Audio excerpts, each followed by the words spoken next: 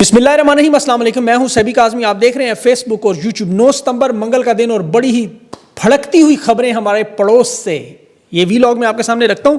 Adiala jail से पहले खान की आज अहम मुलाकातें हैं। तहरीक इंसाफ के इस्तीफ़ों का मामला भी आपके सामने आने वाला है, बड़ी अहम खबरें हैं उस पर भी। इमरान खान का जनरल आसिम मुनीर के नाम भी खुला पैगाम जो ला इलाहा इल्लल्लाह से शुरू हुआ।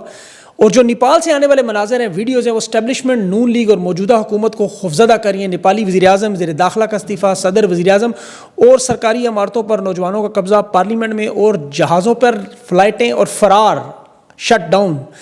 वर्ल्ड ऑर्डर में पाकिस्तान की शतरंज की बसात भी शुरू। चीन अमेरिका की लड़ाई जो मादनियात पे अमेरिकी कंपनियों की आमद, दोनों सूबों के वज़ीर आला गायब और निज़ाम लपेटने की तैयारी में फील्ड मार्शल से सदारत का सफ़र। नून लीग पीपल्स पार्टी का बदतरीन इंजाम क्या होने जा रहा है? पाकिस्तान की मईशत की तबाही और बर्बादी, वापसी इंतहाई मुश्किल, हाइब्रिड निज़ाम तबाह बर्बाद, सदारती निज़ाम क्या हाल होगा, 80% कर्जा एक महीने में जो तबाही हुई वो आपको बताता हूँ। तहरीक इंसाफ की नशिस्तों पर भी सेनेट में राना सनाउल्लाह को लाने की तैयारी, तहरीक इंसाफ का बाइकॉट भी, बलूचिस्तान में जो शटर डाउन हड़ताल कामयाब, 11 सितंबर से एहतजाजी मुजाहरों का ऐलान शुरू। 9 मई में आज 2 फौजी ख़ानदानों की ख़वातीन को सज़ाएँ शायद सुना दी जाएँ। और सैलाब की तबाहकारियों का पाकिस्तान आफत ज़दा मुल्क करार।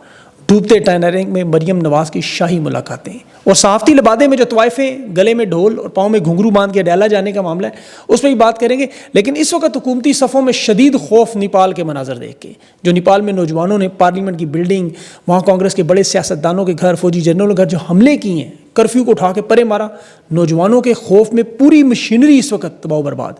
नेपाल के वज़ीर-ए-आज़म ने इस्तीफ़ा दे दिया, वज़ीर दाखिला ने इस्तीफ़ा दे दिया। मुल्क के 20 नौजवानों की जान की बाजी कुर्बानी और कर्फ्यू के बाद फ़ौज के अहकामात मानने से इनकार, फ़ौजी गाड़ियों के सामने लेट गए। नेपाल के वज़ीर-ए-आज़म ने मुल्क बचा लिया, प्रसाद शर्मा ने इस्तीफ़ा दे दिया। और इसमें वो कह रहा है मैं अपने मुल्क के लोगों को मरते हुए नहीं देख सकता। सोशल मीडिया पे ये बैन का मामला पूरे मुल्क में फैला। और उसके बाद इसकी असल वजह देखिए, आज़ादी इज़हार राय पर नौजवान तबका निकला, लेकिन इसके पीछे बहुत सारे लवाज़मात थे। तमाम वजारतों के वज़रा ने जो इस्तीफ़े जमा करवाए, वज़ीर दाखिला, वज़ीर इत्तलात, वज़ीर बिजली, वज़ीर सनत, ये इस्तीफ़े लिख के फ़ौरन दिए। फ़ौज ने सरेंडर किया, मज़ीद गोलियाँ चलाने से इनकार कर दिया। ये यूट्यूब, फेसबुक, ट्विटर, इंस्टाग्राम को बंद करने से मामला शुरू हुआ। यूनिवर्सिटी के तलबा सामने आए। ये जो लावा पक रहा था, जो हम कह रहे थे, वो फट गया। और ये मौका हुकूमत ने दिया खुद। पूरी रजीम बदल कर इनकलाब की नेपाल में जो बुनियाद रखी, दुनिया ने नौजवानों की ताकत तस्लीम की। ये बिल्कुल पाकिस्तान वाला मामला नज़र आ रहा है। वहाँ जिस तरह जर्नेल और करप्ट सियासतदान मुल्क को लूट रहे हैं, लेकिन वहाँ अब शट डाउन है, एयरपोर्ट पर भागने नहीं दे रहे, फ़्लाइटें नहीं जा रही उनकी उड़ के, पूरा मुल्क बंद कर दिया गया। ये आज़ादी इज़हार राय से शुरू होने वाला मामला पूरी रजीम नौजवान उड़ा के चलेगी। ये एस्टेब्लिशमेंट नून लीग और पीपल्स पार्टी के लिए बड़ा ख़तरनाक मामला है कि देखें, पाकिस्तान में लवाजमात सारे वही हैं जो नेपाल, श्रीलंका और बांग्लादेश, ये तीनों पाकिस्तान के पड़ोसी हैं। और वहाँ के हालात बहुत बेहतर हैं, महंगाई के, अमन व अमान के, मईशत के, गुर्बत के, बेरोज़गारी के। नौजवानों के पास वहाँ लीडरशिप भी नहीं है, खुद लीड करके गए हैं। पाकिस्तान में खान जेल में, यहाँ तहरीक इंसाफ की लीडरशिप के हालात तो आपको पता है। लेकिन पाकिस्तान में 64% नौजवान ये देख रहे हैं, समझ रहे हैं, अपने हालात को देख रहे हैं। जिस तरह नेपाल में नौजवान आज़ादी इज़हारी राय के लिए निकले, क्योंकि बड़ी कौम बनने के लिए जो कुर्बानियाँ देते हैं, जबर और जुल्म के ख़िलाफ़ जो दुनिया भर में मज़ाहमत होती है, ये उसी का एक सिलसिला नज़र आ रहा है। अब यहाँ बदकिस्मती से तहरीक इंसाफ की कॉम्प्रोमाइज़ लीडरशिप की वजह से इमरान खान की इस पुरअमन तहरीक को बड़ा नुकसान पहुँचा। लेकिन यहाँ नौजवानों की एक बहुत बड़ी अक्सरियत मौजूद है। अब ज़ाहिर है, ज़िंदगियाँ उनकी हैं, फ़ैसले उनके हैं, मुस्तकबिल उनका है। ये पुरअमन अंदाज में बग़ैर तशद्दुद की इस तहरीक को कैसे कामयाब करेंगे? ज़ाहिर उसमें लीडरशिप का सवाल है। उसमें तहरीक इंसाफ की जो लीडरशिप को हटाने के मामले पर अडयाला जेल से किसी भी वक्त, देखें मेरी इत्तलात है, ये खबर आ सकती है। खान का जहन बना हुआ है कि जमात के अंदर तब्दीली लाजमी है। खैबर पख्तूनख्वा की खासतौर पर हुकूमत में, वहाँ एस्टेब्लिशमेंट अली मीन गंडापुर साहब की मदद कर रही है। जो आतिफ खान ग्रुप है, उन्हें एंटी करप्शन के नोटिस जा रहे हैं मालम जबा और पुराने केसेस मर्दान में, ताकि उन्हें नाहल करवा दिया जाए, ख़तरा ना रहे। लेकिन ये मामला मेरे ख्याल में उनके भी कंट्रोल में नहीं रहेगा। ये हुकूमत इस वक्त अपनी नशिस्तों को बढ़ाने के चक्कर में ट्रिब्यूनल के जैसे फ़ैसले तहरीक इंसाफ की, चाहे नशिस्तों के हों, चाहे उनकी अददी अक्सरियत हो, ये सिर्फ पार्लियामेंट और सेनेट पर फोकस करें। इन्हें नेपाल की पार्लियामेंट का हाल देखना चाहिए। इस वक्त 450 से ज़्यादा दरख्वास्तें पड़ी हुई तहरीक इंसाफ की, जिन पर फैसले नहीं आ रहे। और 9 मई के केसेस में तहरीक इंसाफ के मज़ीद लोगों को नाअहल करने का जो मामला है, वो भी कि लंगड़ी लूली हुकूमत किसी तरह पार्लियामेंट सेनेट में रख के चला लें और मुज़ाहमत वाले तमाम रहनुमाओं को या सज़ाएँ दे दें या गिरफ़्तार कर लें। 26 नवंबर में आज 3 लोगों को उन्होंने सज़ाएँ दी हैं। اور 9 مئی میں آج خدیجہ شاہ اور ایک سابق کور کمانڈر ہیں گجرانوالہ کے لیفٹیننٹ جنرل جمیل حیدر، ان کی اہلیہ روبینہ جمیل حیدر جو کہ MNA تھیں تحریک انصاف کی مخصوص نشستوں سے، ان دونوں کو جن کا فوجی بیک گراؤنڈ ہے، ان دونوں کو بھی شاید آج سزا سنا دی جائے۔ کیس چونکہ غضنفر گل کے پاس ہے، یہ وہی جج ہے جس نے پہلے بھی سزائیں دیں، جو of the record Imran Khan کے خلاف غلیظ زبان بھی استعمال کرتا ہے۔ اور سینٹ میں بھی دیکھیں رانا ثناء اللہ کو لانے کی کوشش ہے اعجاز چودھری کی نشست پر، ضمنی انتخاب جو وہاں ہے، اور چیئرمین سینٹ کا حالانکہ ریفرنس بھجوائے بغیر یہ الیکشن کمیشن ڈی نوٹیفائی نہیں کر سکتا، یہ پٹیشن لگی ہوئی ہے۔ رانا ثناء اللہ جیت بھی گیا تو اس کے لیے مسائل آگے ہوں گے۔ خیبر پختونخوا کی نشستوں پر بھی پنجاب سے سینیٹر لانے کی ڈومیسائل بدل کر کوشش نون لیگ کر رہی ہے، اور یہ وہی معاملہ ہے سارا، اپنا کسی طرح اقتدار میں نمبر بڑھا لیں۔ اسٹیبلشمنٹ کی طرف سے یہ سب کچھ نہیں ہے، یہ نون لیگ کا ہے۔ اب اس وقت دیکھیں حکومت کے وزراء، ان کے تھنک ٹینک، اسٹیبلشمنٹ کے فیصلہ ساز یہ تسلیم کر چکے ہیں کہ ہمارے پاس اس نظام کو چلانے کا ہائبرڈ کوئی ویژن نہیں ہے، کوئی منصوبہ نہیں، ہمیں نہیں پتہ کہ اگلے 3 مہینوں میں کیا کرنا ہے۔ اور باخودان کے اپنے لوگ کہہ رہے ہیں کہ ہم خود معجزے کا انتظار کر رہے ہیں، جس طرح پاکستان کی عوام معجزے کا انتظار کر رہی ہے، یہ بھی معجزے کا انتظار کر رہے ہیں۔ اور یہ اس وقت جانتے ہیں کہ چاروں طرف سے ملک جو ہے وہ شدید ترین مشکلات کا شکار ہے۔ معاشی اعتبار سے ان کا ہر منصوبہ جو انہوں نے دیا فیل ہو گیا، ایکسپورٹ میں دیکھ لیں، ٹیکسز میں دیکھ لیں، SIFC میں دیکھ، جو مرضی دیکھ لیں، تمام منصوبے فلاپ۔ اب آرمی چیف کو باقاعدہ طور پر یہ کہا جا رہا ہے کہ جب تک آپ خود صدارت نہیں سنبھالتے، معیشت نہیں ٹھیک ہو سکتی، کرپشن ختم نہیں ہو سکتی، حالات بہتر نہیں ہو سکتے۔ یہ ایکسٹینشن کا جو معاملہ پھنسا ہوا لگ رہا ہے، یہ اسی لیے کہ نون لیگ کی دیکھیں حکومت کو نواز شریف زرداری یہ اچھی طرح جانتے ہیں، انہیں پتہ ہے کہ یہ ہائبرڈ نظام نہیں اس طرح چل سکتے، کہیں بھی نہیں چلے۔ عوامی سطح پر عوام میں شدید ترین نفرت ہے ان کے لیے، نو ووٹ بینک ختم ہو چکا ہے، مستقبل نہیں ہے۔ یہ تو پاکستان کے لوگوں کو سیلاب کے پانی سے نہیں نکال سکتے، ملک کو کیسے نکالیں گے؟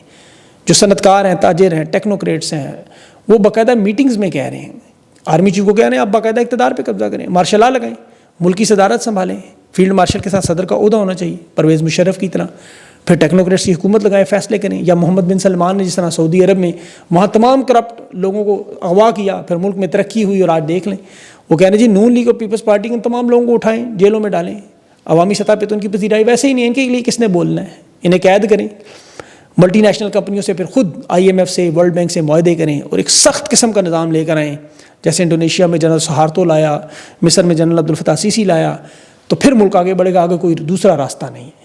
جہاں تک عوام کا سوال ہے، انہیں تو ہم نے پہلے ہی 3 سال میں مار مار کے پھینٹی لگا کے یہ نہیں اٹھیں گے، یہ نیپال، انڈونیشیا، سری لنکا، ترکی کی طرح نہیں ہوگا۔ آپ اقتدار پہ کر لیں قبضہ، اعلان کر دیں، اور وہ ایکسٹینشن کا انتظار ہے کہ ایک دفعہ ایکسٹینشن ہو تو پھر 27ویں ترمیم اور نون لیگ پیپلز پارٹی خاتمہ۔ لیکن یہ جانتے ہیں کہ یہ ایک دفعہ ایکسٹینشن کے بعد انہوں نے جو کیا وہ کام بڑھ جائے گا، میرے خیال میں پھر ہوگا شاید۔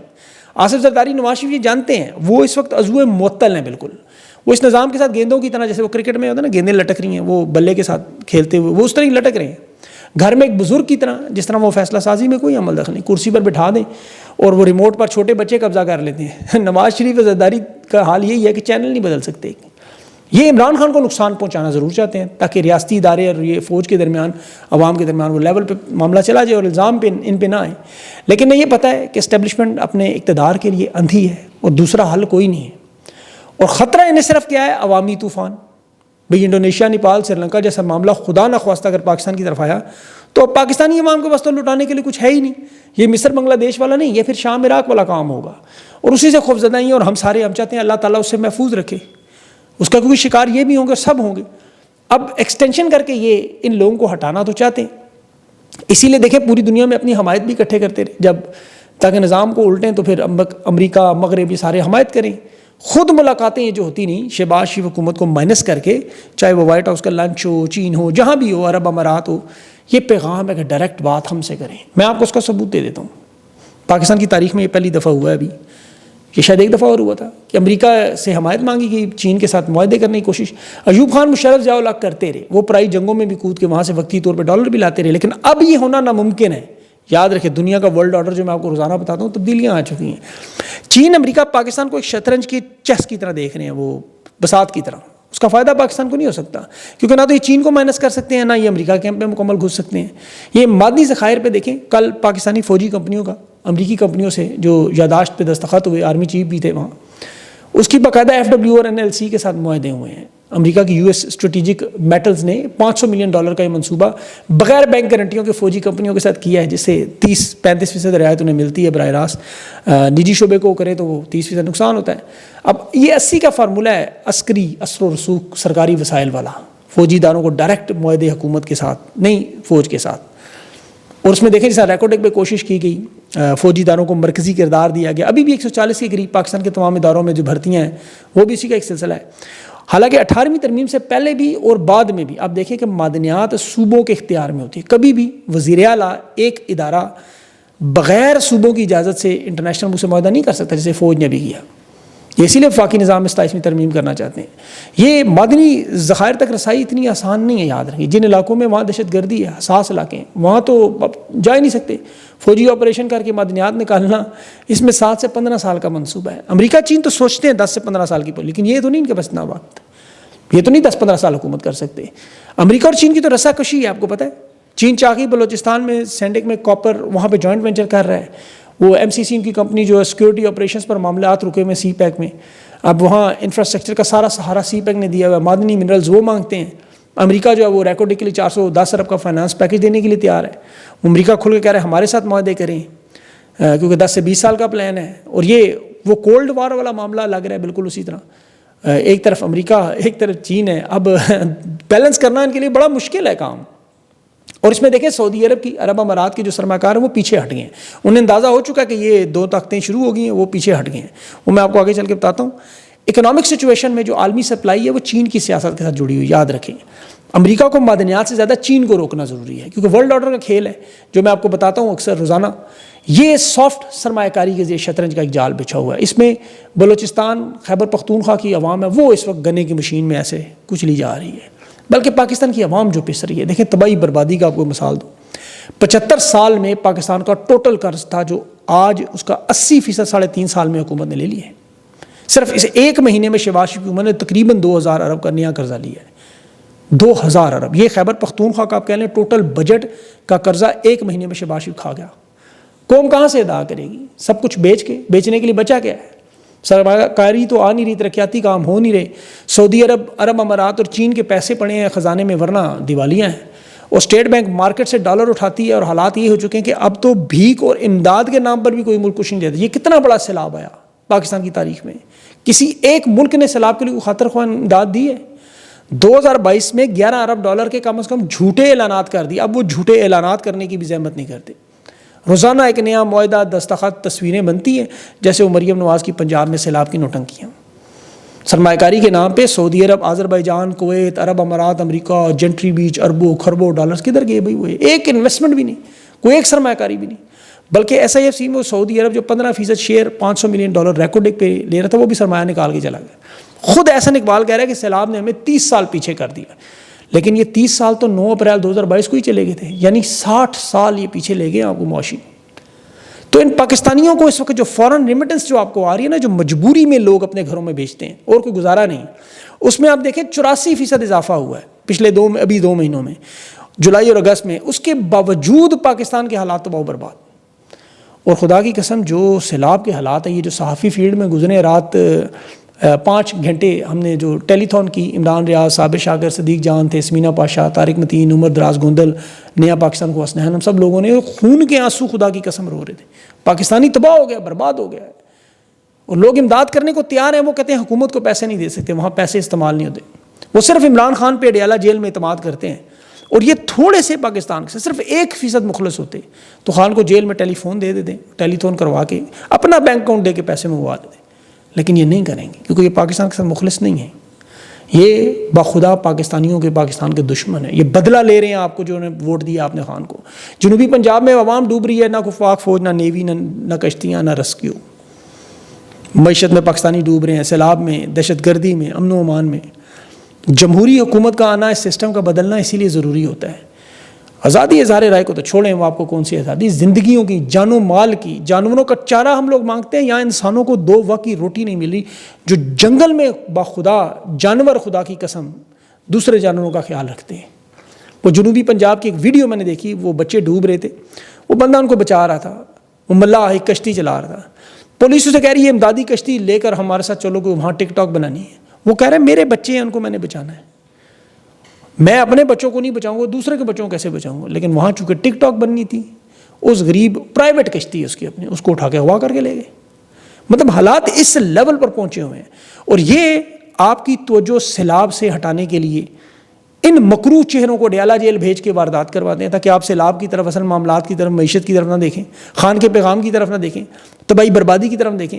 وہ ڈیالہ جیل کے باہر ایک شکاری جانور چھوڑ دیتے ہیں. یہ جانور میں اس نے کہہ رہا ہوں، یہ میرے الفاظ نہیں ہیں، یہ جو واردات کرنے والے اسٹیبلشمنٹ کے آپ کے لوگ نظر آتے ہیں نا، یہ مشرف کے دور میں مجھے خود فوت ہو گیا، میں نام ان کا کیا لوں، مر گیا ہے بندہ، خود اس وزیر قانون نے میرے سامنے کہا تھا کہ ان سیاستدانوں کے اوپر گھٹیا مہم چلانے کے اوپر اس کو چل رہی تھی، اس نے کہا یہ ہمارے کتے ہیں، ہم کہیں گے بھونکیں گے، ہم کہیں گے کاٹیں گے. میں نے اسے کہا بھی یہ تو انڈین فلم کا ڈائلاگ ہے جی. انہوں نے کہا بالکل وہی ہے، یہ ہمارے کتے ہیں، جب ہم انہیں چھوڑتے ہیں یہ بھونکتے ہیں، جب انہیں ہم کہتے ہیں کاٹتے ہیں، اور جب ہم کہتے ہیں یہ چاٹتے بھی ہیں.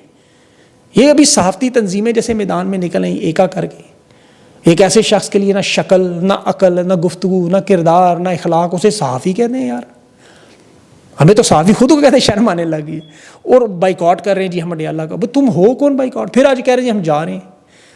یہ آپ دیکھیں کم ظرف لوگ ہیں، صرف انہیں پتہ ہے خان ایک مقناطیس ہے، اس کے ساتھ جڑنے کی کوشش. اگر یہ حرکت کل کی نہ کرتا بندہ تو کیا آپ سمجھ سکتے ہیں یہ کبھی نظر آتا آپ کو؟ پیپلز پارٹی کے وزراء جس کے لیے لکھ رہے ہیں، وہاں 8 صحافی شہید ہوئے سندھ میں، پیپلز پارٹی کے مقامی رہنماؤں سے یا ممبران اسمبلی سے تانے بانے جڑے ہوئے. ایک لفظ بھی ان لوگوں نے وہاں کہا. 1000 گنا اس سے بہتر اور بہترین صحافی تھے وہ.